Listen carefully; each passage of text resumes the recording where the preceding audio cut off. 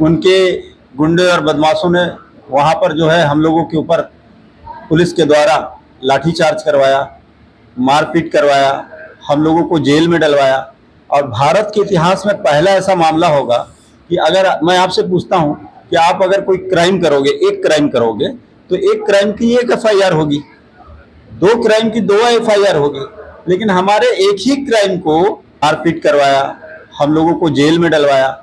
और भारत के इतिहास में पहला ऐसा मामला होगा कि अगर मैं आपसे पूछता हूं कि आप मजबूर और मजबूत दोनों जो मजदूर रहते हैं उनके पास सिक्के के दो पहलू के रूप में वो दोनों ही रहते हैं, और दोनों में से जो बीच का जो फासला होता है, जैसे सिक्का को उछाले और अगर सिक्का बीच में आ जाए तो वो जो रहता है वो एक सहारा रहता है। और इन्हीं सहारा को अगर देखा जाए कौन देता है, कहाँ से आता है, जो लीडर होते हैं, जो मजदूरों के जो लीडर होते हैं, वो सिक्के को जो है सहारा देता है, तभी वो जो सिक्का है वो बीच में रहता है। उसी के साथ एक आज हम परिचय करवाएंगे जो सहारा देने वाले जो लीडर है, उनसे हम आपको अभी परिचय करवाने वाले हैं। भिलाई दुर्ग में एक समाज सेवक है जिनका नाम जानी सर अख्तर है, जो 14 वर्ष उनके ऊपर एक एफआईआर दर्ज होती है, जिसमें आज के समय में दोष मुक्त होते हैं। हम उनसे सीधा बात करते हैं, हमारे साथ आज मौजूद है। नमस्कार, आपका स्वागत है जानी सर जी। 14 साल के बाद आज माननीय न्यायालय ने आपको दोष मुक्त किया है, क्या था पूरा मामला बताइए। एक आंदोलन था जिसको मैं लीड कर रहा था 14 साल पहले। तो उस आंदोलन में हम लोगों ने ये मांग रखी थी कि छत्तीसगढ़ में छत्तीसगढ़ियाओं को नौकरी दें। और जेके लक्ष्मी सीमेंट जो इंटरव्यू ले रही थी होटल वत्स में और नगर पालिक निगम भिलाई के बाजू में, तो हम वहाँ जाके विरोध कर रहे थे शांतिपूर्वक। लेकिन उनके गुंडे और बदमाशों ने वहाँ पर जो है हम लोगों के ऊपर पुलिस के द्वारा लाठीचार्ज करवाया, मारपीट करवाया, हम लोगों को जेल में डलवाया। और भारत के इतिहास में पहला ऐसा मामला होगा कि अगर मैं आपसे पूछता हूं कि आप अगर कोई क्राइम करोगे, एक क्राइम करोगे, तो एक क्राइम की एक एफआईआर होगी, दो क्राइम की दो एफआईआर होगी। लेकिन हमारे एक ही क्राइम को दो क्राइम बनाया गया, क्राइम बोला जा रहा है उसको, जबकि हमने छत्तीसगढ़ में जो रह रहे हैं 100 साल से 50 साल से, उनके बच्चों को नौकरी देने के लिए आवाज उठाई थी। ना कि आप यूपी से, बिहार से, महाराष्ट्र से, पंजाब से, बंगाल से बुलाओ और उनको नौकरी दो। तो यहाँ के बच्चे, चाहे वो महाराष्ट्र के हों, चाहे बंगाल के हों, चाहे पंजाब के हों, चाहे उड़ीसा के हों, चाहे आंध्रा के हों, जब यहाँ रह रहे हैं, यहाँ बीएसपी जब से बना है, यहाँ पर उनके माता पिता कमा रहे हैं, तो उनके बच्चे बेरोजगार बन के क्या डकैती डालें, चोरी करें। तो इस आवाज को हम उठाए।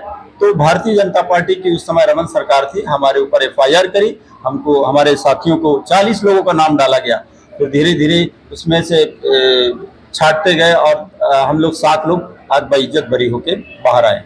40 में कौन कौन ऐसे नेता थे जिनके ऊपर ये? हमारे अभी सांसद का चुनाव लड़े राजन साहू भैया, वो थे। बसंता देशलहरा थी, और जो मसान घाट में जलाते हैं शंकर साहू जी थे, और रीति देशलहरा जी थी, और जितेंद्र कुमार सफा थे, प्रकाश शर्मा जी थे। तो इसमें इतने थे। और अभी 2 महीना पहले जो हम बेइज्जत बरी हुए हैं इसी केस में, इसी का बस केस एक है, 2 न्यायालय में गया प्रकरण, 2 जगह सुनवाई हुई, 2 जगह एफआईआर हुई। तो इस साल हमको बड़ी राहत मिली है कि कोर्ट ने हमको बेइज्जत बरी किया है। ये जनता का हौसला था हम लोगों के लिए, जो हम लोग, कई बार हमारी जमानत खारिज हुई, कई बार हम समय पे पहुंच नहीं पाए, तो हमारे खिलाफ जो है वारंट निकला, लेकिन फिर भी हम हार नहीं माने। लेकिन न्याय के ऊपर भरोसा था, आज हमें न्याय मिला है। जैसे आपने बताया कि जनता का हौसला था, जनता ने हमें ताकत दिया, वो मजदूर लोग ने भी हमें ताकत दिया, जिसके लिए हमने लड़ा और निर्दोष आज साबित हुए। जानी सर जी, मेरा ये कहना है, अलग अलग थाने में आपने बताया कि अलग अलग थाने में आपके ऊपर प्रकरण दर्ज हुआ। वैशाली नगर थाने में भी हुआ, सुपेला थाने में भी हुआ। मैं बोला ना, भारत के इतिहास में पहला ऐसा मामला होगा कि अगर क्राइम एक करेगा, मर्डर एक करेगा, या कोई भी क्राइम एक करेगा, 307 करेगा, तो उसकी एक ही जगह एफआईआर होगी। लेकिन हम लोगों के ऊपर इतना दबाव बना दिया गया था कि 2-2 एफआईआर किए। और अभी तो एक अधिकारी रिटायर हुए हैं, वो मेरी बेटी की शादी में आए थे, तो उनसे मेरी चर्चा हुई थी, तो बोले जानिसार तुम किस्मत के धनी हो, इतना आंदोलन तुम करते थे कि तुम्हारे खिलाफ 50 किलो गांजा रखने का आदेश आ गया था और तुम्हारे ऊपर FIR करने की। बताइए। तो मेरा जान धक से हो गया, लेकिन वो बोले किस्मत के धनी हो। तो मुझे लगा कि परमेश्वर, खुदा, गॉड जो भी है वो सबके साथ है, झूठे केस में मुझे नहीं फंसाया गया, जबकि और भी कई केसों में मुझे भारतीय जनता पार्टी की सरकार ने फंसा के रखा है, लेकिन बाइज्जत उसमें भी मैं बरी होऊंगा।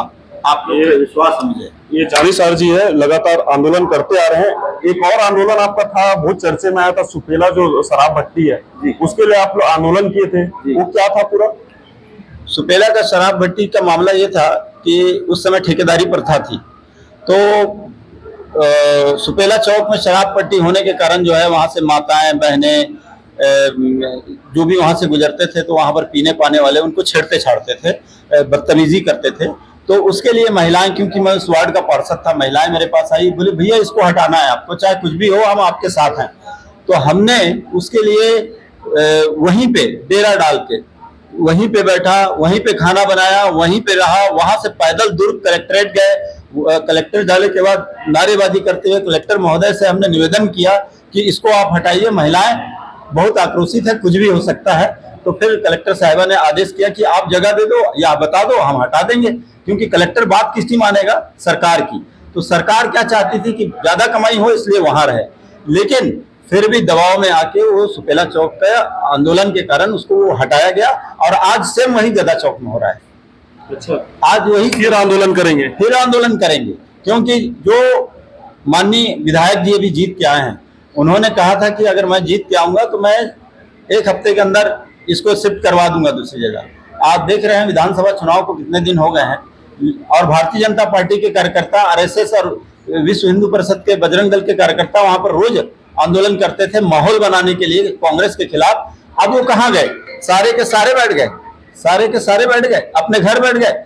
अभी भी तो शराब की दुकान वहीं चल रही है, अभी भी तो माताएं बहनें वहीं से आ रही है। एक्चुअली जानिसार जी, मैं ये बताना चाहूंगा, अभी प्रस्ताव बन रही है लगातार, जैसे दुर्ग ग्रामीण में अंडा हो गया और कई सारे जोरा तरीके, जैसे पार्षद ने बताया, तो कई जगह प्रस्ताव बन रहा है। तो प्रस्ताव बनने के बाद वो शांतिपूर्वक उसको हटा दिया जा रहा है। तो आपको नहीं लगता कि शांतिपूर्वक हटाएगी सरकार जो है?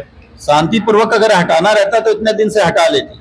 अभी आपने देखा कुछ ही दिनों में मैंने 2 आंदोलन किया है। एक परिवार को 3 लाख रुपए दिलवाया जिसकी करंट से मौत हो गई थी। दूसरे परिवार को मैंने जो है शंकरा हॉस्पिटल में डॉक्टर की लापरवाही से जिसकी मौत हुई थी 3.5 लाख रुपए कैश दिलवाया। आपने आंदोलन किया अभी इस 1.5 महीने 2 महीने के अंदर में। तो ये आंदोलन मेरा अब निश्चित आगे है, और इस आंदोलन में मैं और जनता, मुझे भरोसा है, और हमारी कांग्रेस पार्टी के साथी, हमारे नेता जिले से लेकर प्रदेश के, वो लोग मदद करेंगे और इसको भी हटाने का काम बहुत जल्दी करेंगे। जानिसार का नाम आंदोलन तो नहीं होगा? नहीं, आंदोलन मेरा नाम नहीं है। ये एक मैं पैदा इसलिए हुआ हूं कि लोगों की सेवा करूं, और मैं सेवा करते बचपन से आ रहा हूं और मरते तक करूंगा। लोग सोचते होंगे मेरे बारे में जो सोचना है, निगेटिव पॉजिटिव, मेरे को कोई दिक्कत नहीं है, क्योंकि लोगों का काम है। महात्मा गांधी को नहीं छोड़े, राजीव गांधी जी को नहीं छोड़े, अटल बिहारी वाजपेयी जी को नहीं छोड़े, तो हमारे जैसे लोगों की क्या औकात है? हर किसी का कोई ना कोई स्वार्थ होता है जी। क्या आपका राजनीतिक स्वार्थ है? हाँ बिल्कुल है।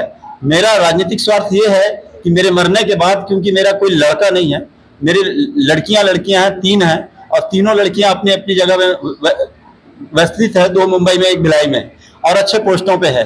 लेकिन मेरे मरने के बाद आप जैसे दोस्त लोग मेरे को कम से कम कंधा दे दें आए, ये मेरा स्वार्थ है। बहुत बढ़िया जानिसार जी। तो राजनीति से संन्यास ले लिया ऐसा मैं सुना हूँ कि अब लाभ का पद, पार्षद वगैरह चुनाव नहीं लड़ेंगे? चुनाव लड़ना मेरा अधिकार नहीं है। मैं पार्टी और संगठन का काम करूंगा, और पार्टी को अभी देखिए, राहुल जी को दुनिया भर के बात बोलते थे, लेकिन 2 लड़कों ने कमाल कर दिया। जहां आपने राम मंदिर बनाया, जहां आपने सारी देश की शुरुआत की, वहीं से 40 सीट आप हार के आ रहे हैं। तो निश्चित रूप से जो 50 से 100 सीट छलांग कर सकते हैं, तो वही मीडिया उसी दिन बोल रही थी, मैं बैठा था सुन रहा था डिबेट, कि आज अगर 100 है तो कल 300 है। तो आज अगर छत्तीसगढ़ में फिर बीजेपी की सरकार है तो कल फिर कांग्रेस की आएगी। लेकिन कांग्रेसियों से ये निवेदन करूंगा कि घर में बैठे ना रहें, जहां गलत हो रहा है उसको आवाज उठाएं, चाहे वो किसी की बेटी हो, चाहे किसी का बेटा हो। अगर उसके साथ अन्याय अत्याचार हो रहा है, किसी माता के साथ हो रहा है, वो घर में ना बैठें, अपने घर से निकल के लोगों की मदद करें तो लोग, आपका परिवार बढ़ेगा, मतलब कांग्रेस परिवार बढ़ेगा और आपके साथ लोग जुड़ते चले जाएंगे। जैसे अभी आपने बताया कि भाजपा जो है कम सीट लाई है, तो छत्तीसगढ़ में ऐसा क्या हो गया? आप तो छत्तीसगढ़ के रहने वाले, छत्तीसगढ़ में ऐसा क्या हो गया कि 10 सीट आ गई देखिए, भाजपा की? एक लहर पहले यूपी बिहार में चलती थी, हिंदुत्व, वो लहर अभी छत्तीसगढ़ एमपी में चल रही है। अब वहां से खत्म हो गई। हर चीज का एक दौर होता है ऊपर जाने का, और फिर ऊपर से वो चीज नीचे आती है। किसी भी चीज को उछालो तो ऊपर जाती है, फिर नीचे आती है। तो ये दौर यहाँ भी खत्म होगा। कोई नहीं चाहता दंगे करवाना, कोई नहीं चाहता झगड़े करवाना, सब भाईचारे के रूप में रहना चाहते हैं। मैं जहां से चुनाव लड़ता था, आपको याद होगा, 99.9% हिंदुत्व लोग, लेकिन किसी का बेटा, किसी का भाई, किसी का ये, क्योंकि आप अगर सेवा करोगे तो कोई जाति पाति और धर्म नहीं होता, लेकिन जात की राजनीति करना इनको छोड़ना होगा। स्वाभिमान मंच से आप चुनाव लड़े थे, चाबी छाप था आपका, मुझे याद है, ताला चाबी छाप था, और उस समय जातिवाद बहुत ज्यादा प्रभाव था, मुझे वो भी मालूम है। उसके बाद आप क्या जनता के सामने लेके गए कि जातिवाद का फैक्टर पूरा खत्म होकर आपको वोट मिला? मेरा एक ऐसा क्षेत्र है जो मिनी इंडिया है। भिलाई तो है ही है, पूरी एक बस्ती उड़ियाओं की है, पूरी एक बस्ती तेलुगुओं की है, पूरी एक बस्ती मतलब पंजाबियों की है, पूरी एक बस्ती महाराष्ट्र के महारों की है। इस तरीके से मतलब पूरे देश के, यूपी, बिहार, पंजाब, बंगाल, उड़ीसा, आंध्रा है। उसके बाद उन लोगों ने मुझे वोट देके चुनाव जिताया, और 3-3 बार जिताया। वो तो जनता ने मुझे जिताया और इन लोगों ने मुझे हराया, लेकिन मैं आज भी जनता का आभारी हूं, और आज भी मुझे याद करते हैं। मैं आधी रात को दौड़ के जाता हूं। ये थे जानिसार अख्तर जी, जिन्होंने अब तक के, अगर इनका नाम जानिसार ना बोला जाए तो ज्यादा फेमस जो है आंदोलनकारी के नाम से फेमस है। अगर गलियारों में अगर नाम चलता है तो जानिसार अख्तर आंदोलन करने फिर कहां बैठ जाएंगे ये किसी को नहीं पता। इसी के साथ जो भी अगर आपको विचार आपको अच्छे लगते हैं तो आप कमेंट बॉक्स में जरूर रखें, और इसी के साथ आगे और भी हम समाज सेवकों से आपको परिचय करवाएंगे। इसी के साथ हेडलाइन भिलाई से मैं हूं अनु नायक।